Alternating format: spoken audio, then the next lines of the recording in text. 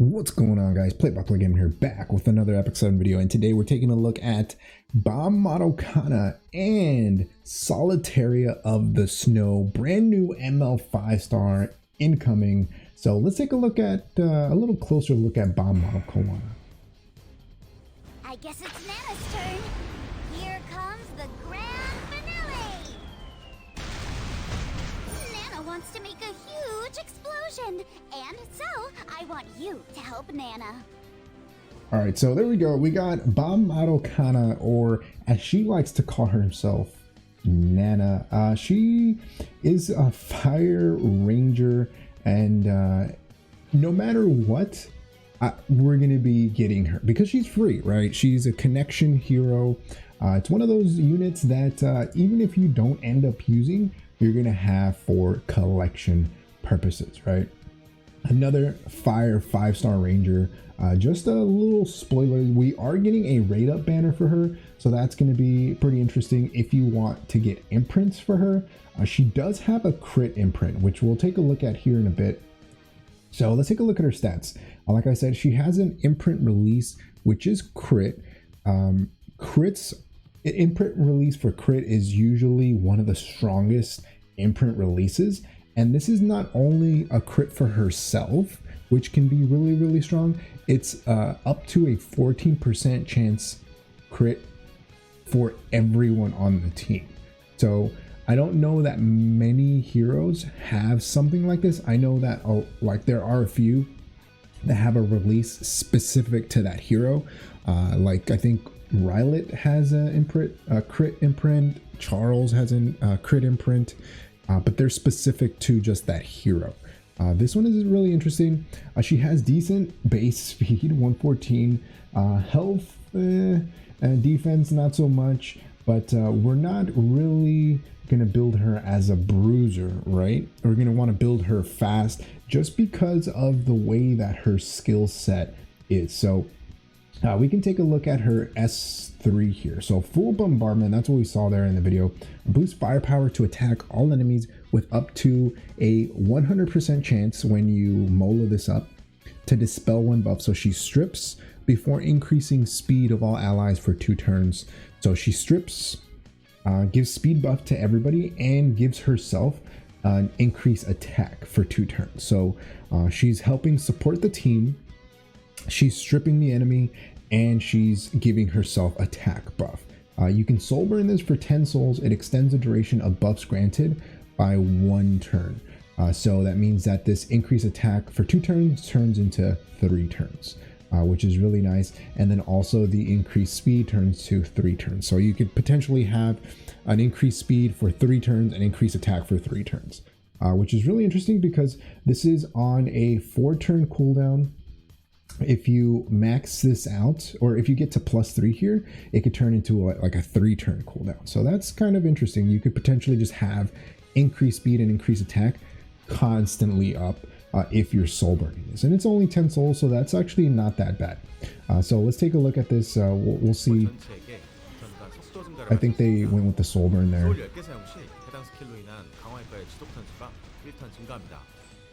No, they didn't go with the soul burn there, did they? No, it's just a 2 attack. But skill 1 quick bombardment, no debuffs here, nothing else except it's kind of like an AoE, right? Well, it's not an AoE, it just attacks 2 enemies, which can be really strong. Damage dealt increases proportional to the caster speed. So this is just raw damage for a 5-star that doesn't have anything else on their S1. You're really going to have to max this out, which is kind of unfortunate, in order to capitalize on the proportional to caster speed. So you're going to have to want to make her fast in order to deal damage. We'll see what her multipliers are once they're released, but I really like that she attacks 2 enemies. So it's very difficult to find units that attack more than 1 hero. Like I know they updated Ball and Sezon to attack 2 enemies, but not many heroes do attack 2 enemies. So that could be potentially really good. We'll see how that goes. But skill 2 stance shift. When full bombardment is available at the start of the turn, it takes a shelling stance.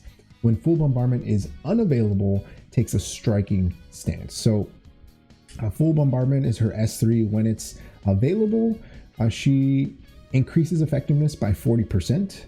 When it's not available, right? Shelling. Yeah, shelling when it's available. Striking when it's not. It increases speed and dual attack chance by 5%. So that one is, it can be really interesting. Let's see if we can kind of fast forward here a bit. So that's the dual attack. The artifact that they are introducing with her is called the Misha Air to Surface Missile, and it's a 5-star artifact that actually looks really, really nice.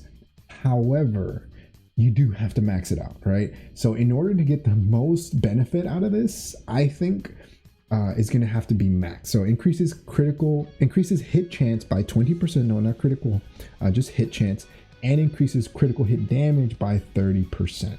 So it could potentially be really, really devastating if you can fully max this out, but it's going to be very difficult to do that. The art on that is actually really, really nice.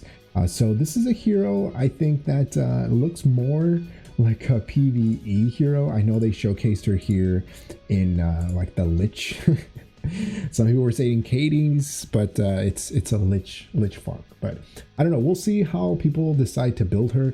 She gives herself speed buff and attack buff. That reminds me of a Coley, right? An A Coley Ranger.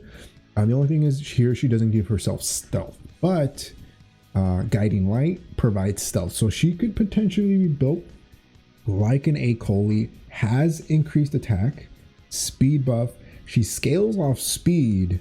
It's a build that I don't know, we could see in the future. She does strip, so you could have her go first, strip the enemy, give everybody speed buff, gives herself attack buff. I don't know. We'll see how people decide to build her, but I don't know. Don't count her out for arena or RTA just yet. We got to see how she's end up built. But moving on, we got Solitaria of the Snow. This one is actually really interesting. Right away, though, she reminded me a lot of Ada. I was hoping this was someone else, a unit that we haven't had an ML5 for, an RGB unit, but we got Solitaria of the Snow, so let's take a quick look here.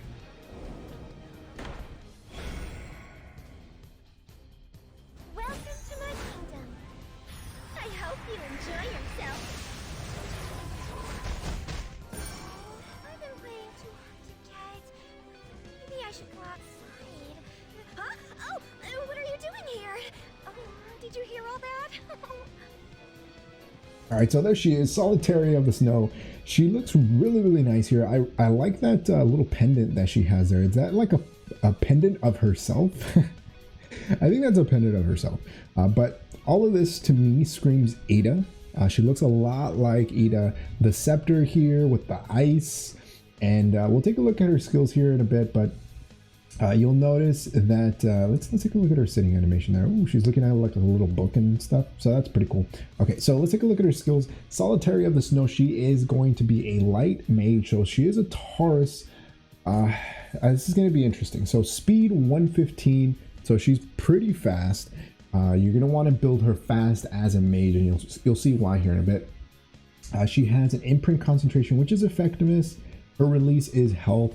I mean, gives some survivability to the team. Not sure you're really going to need the release or the imprint concentration. I think she'll be just good as is. She does have somewhat decent health, but we're not here for the health. We're here for the speed, and we're here for the effectiveness. So let's take a look at her S3 or her S2 here. It's called I Want to Go Home. Decreases the amount of focus gained by the enemy by 100% when the caster is buffed at the start of the turn. Has a 70% chance to grant Daydream for 1 turn.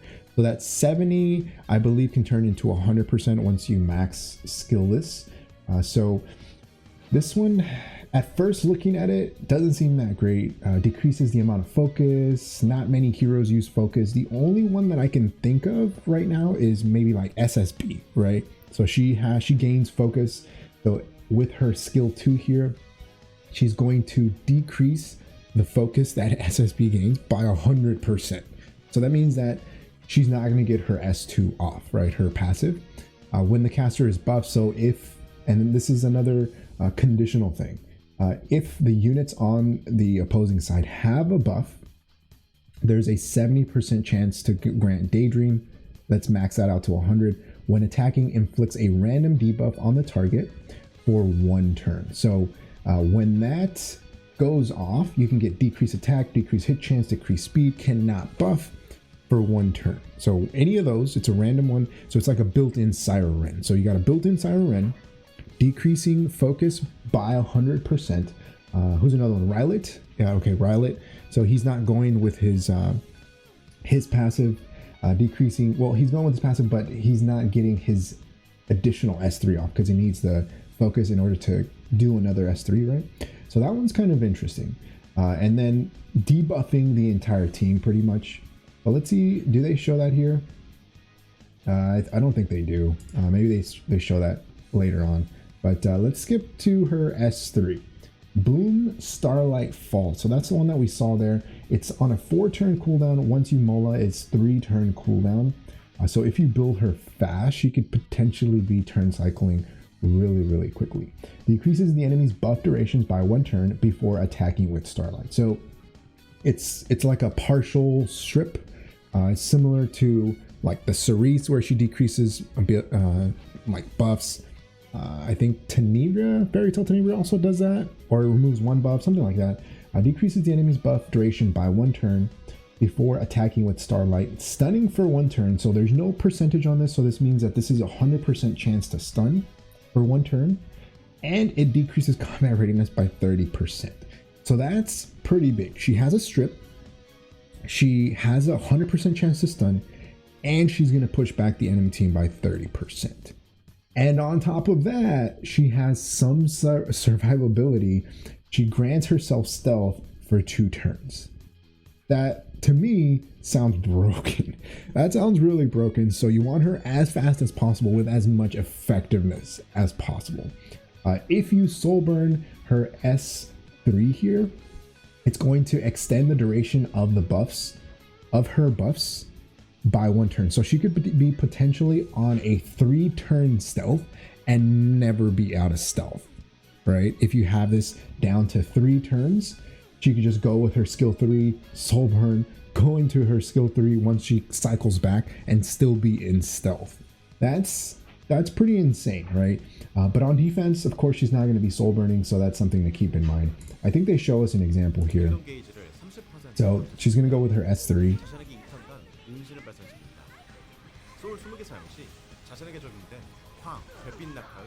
So there she is, stunning, pushing combat readiness, and then giving herself stealth. If we were to soul burn that, that would have been a 3-turn stealth. But Tywin is going to pretty much pop her out of stealth here, right? So her S1, pew pew pew, attacks the enemy with magic with a 25% chance to stun for 1 turn. When used on the caster's turn, pew pew pew becomes an attack that targets all enemies. The changed attack does not trigger a dual attack. So she has an AoE with her S1 that has a 25% chance to stun. That's it's like a dizzy, right? That's what it reminds me of. However, if she goes on a dual attack, it's just going to be a single unit, right? Because this only happens, it's only an AoE when she goes on her turn. So it's something to keep in mind. Full damage, let's see if they show us an example of that, but you'll see here. So that SSB is going. Counter RB, yeah, because why not?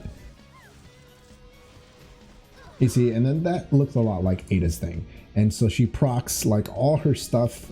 It's one of those things that, I don't know, I think she could be like really devastating, like on defense, like arena defense or something like that. She's dreaming of her Prince Charming. That's hilarious. That if no other reason to pull for this ML5, it's gonna be just her sitting animation. So she's like reading a book, daydreaming. That's pretty awesome. All right, but that's gonna be the end of the video. Let me know your thoughts on bomb model Nana, Kanna, whatever you want to call her, and Solitaria of the Snow, aka ML Ada, in the comment section below. Like always, if you haven't enjoyed the video, hit that like button. Let me know if you're going to be pulling for these heroes. Like always, thank you for watching. If you haven't subscribed, think about subscribing. It really helps the channel grow and reach more people like you who like content like this. Again, thank you for watching. I'll see you next time. Peace.